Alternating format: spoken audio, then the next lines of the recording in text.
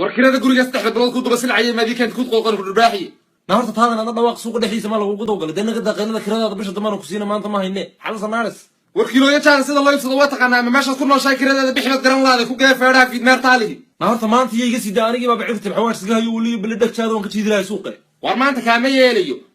yeelayo wixii si dhibaan ku sii hayeen ta lacagteedii keenayso ama labada askari baan mishin jaala siino feedho dhaga jiriyaan naabul waayo ka sii hayso ku gee noo kala ladaa moobilada noocu dambeeyay ilaaliyaan ka lumine nabxulay waranu toosna ku sii hayn ma yakeenu fusiiskana gacanta ku haysa kaasa ku sii hayne in arkin kuma dhibi karo xaaskii bas kala cadays keer biga goosanaysaa de bisha dambe ku soo noqon kirada waan ku siinay waayahay maanta waan kaa qalayn laakiin haddaan kugu qabtaado meel shaad ka iibsanaya kurka intaan ku qabta haddana malaas xabsiga kugu geen waad arki waa ballamaan kuri taayada ka warwar waxaaga waad helaysaa baan kuri oo kaalay ducadii ilmahaaga yaraad u qabanaysay xoolihii iyo wixii miyaad qashay wallahi waa runtaa dhowr neefon shalay ka soo xulay seeladay ahaayeeno markaad imika halkaan maraysa baan islahaad ku tirahay ducadii inaad ka soo qayb galeen maanta waar arkay neefafkii waaweynaayad meesha shalay wadaye talomaan kugu soo yar leexdaade baruurta iyo hilibkaasaan u yaxiisay beryahane dee anu kiradaada raadinteedii baan ku guda jiraaye ma hadhow waad iman mise iminkaan tagnaa warna wadi haddaba kirada guriga marka ladii keeni doontaa